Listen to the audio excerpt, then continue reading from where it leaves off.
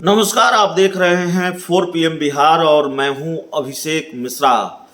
देखिए, बिहार के मुख्यमंत्री नीतीश कुमार जब से बीजेपी से अलग हुए हैं, महागठबंधन के साथ गए हैं, तब से भारतीय जनता पार्टी और जेडीयू के बीच, मुख्यमंत्री नीतीश कुमार के बीच सह और मात का खेल चल रहा है।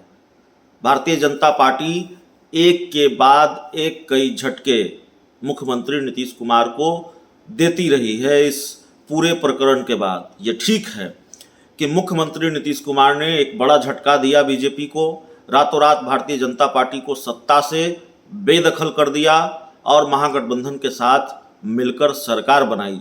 लेकिन उसके बाद कई राज्यों में भारतीय जनता पार्टी ने नीतीश कुमार को झटका दिया है, उनकी पार्टी के विधायकों को शामिल करा लिया है। अरुणाचल और दूसरे राज्य भी इसके उदाहरण हैं। तो बीजेपी जेडीयू को झटका देती रही है, विकेट गिराती रही है और बीजेपी ने एक बार फिर जेडीयू का विकेट गिरा दिया है। बिहार में उपचुनाव हो रहे हैं और इस बार विकेट बिहार में ही गिराया है। इस बार जेडीयू को झटका बीजेपी ने बिहार में ही दिया है। खास बात यह है कि जिन दो सीटों पर उपचुनाव हो रहे हैं, उसमें से एक सीट जहां की है गोपालगंज, वहां के एक कद्दावर नेता को बीजेपी ने अपनी पार्टी में शामिल करा लिया है और ये कद्दावर नेता जेडीयू के हैं। सदानंद सिंह की हम बात कर रहे हैं। सदानंद सिंह का क्या कद रहा है जेडीयू में, इसका अंदाज़ा इसी बात से लगा लीजिए कि सदानंद सिंह लगातार 4 बार पार्टी के जिलाध्यक्ष रहे गोपालगंज के। और सदानंद सिंह की पहचान सिर्फ ये नहीं है कि वो पार्टी के जिलाध्यक्ष रहे हैं। सदानंद सिंह नीतीश कुमार के करीबी नेताओं में से एक माने जाते हैं। सदानंद सिंह वरिष्ठ नेता माने जाते हैं और उनको, जेडीयू के इतने वरिष्ठ नेता को, और सबसे खास बात कि सदानंद सिंह का वर्चस्व है गोपालगंज इलाके में, खासा प्रभाव है और सदानंद सिंह को भारतीय जनता पार्टी ने अपनी पार्टी में शामिल करा लिया है। सदानंद सिंह के कद को समझने के लिए एक बात और बताना होगा। इससे आप समझ जाएंगे कि सदानंद सिंह का कद क्या है राजनीति में और खासकर गोपालगंज में उनका कितना प्रभाव है और भारतीय जनता पार्टी को कितनी ज़रूरत थी सदानंद सिंह को।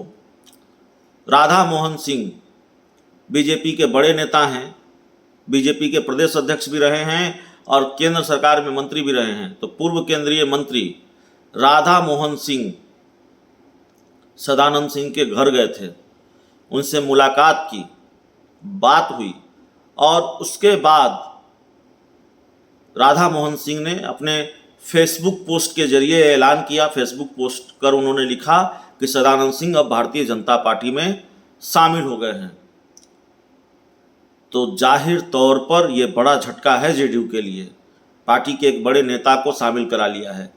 लेकिन कमाल की बात यह है, या मामला यह भी है कि झटका सिर्फ नीतीश कुमार को नहीं है, झटका आरजेडी के लिए भी है। गोपालगंज में आरजेडी के उम्मीदवार चुनाव लड़ रहे हैं। मोहन गुप्ता आरजेडी के उम्मीदवार हैं गोपालगंज सीट से और जाहिर तौर पर जेडीयू के बड़े नेता सदानंद सिंह अगर जेडीयू के साथ रहते तो इसका फ़ायदा आरजेडी को भी मिलता, आरजेडी के उम्मीदवार को मिलता।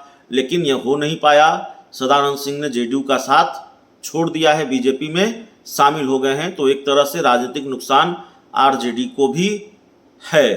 तो बड़ी खबर है बिहार की राजनीति से जुड़ी हुई और ये घटना इस बात को पुख्ता करती है कि झटके मिलते रहेंगे। जेडीयू बीजेपी के बीच सहमात का खेल जारी रहेगा। बिहार में उपचुनाव है और इस उपचुनाव के बीच एक बड़ा झटका भारतीय जनता पार्टी ने नीतीश कुमार को दे दिया है और उसके पहले कितने बड़े बड़े झटके दिए हैं अरुणाचल और दूसरे राज्यों में, वो बताने की ज़रूरत नहीं है। विधायकों को भी अपनी पार्टी में शामिल कराया है और पार्टी के नेताओं को भी अपनी पार्टी में शामिल कराया है। तो एक के बाद एक कई झटके जेडीयू को मिल रहे हैं। उपचुनाव में अगर सदानंद सिंह शामिल हो गए हैं बीजेपी में तो ये आरजेडी के लिए भी नुकसान की बात है। तो इस खबर में इतना ही। इस रिपोर्ट में इतना ही। बिहार उपचुनाव पर हमारी नज़र है, बिहार की हर बड़ी राजनीतिक खबर पर हमारी नज़र है और 4 PM बिहार आप तक पहुंचाता रहेगा। बहुत बहुत धन्यवाद।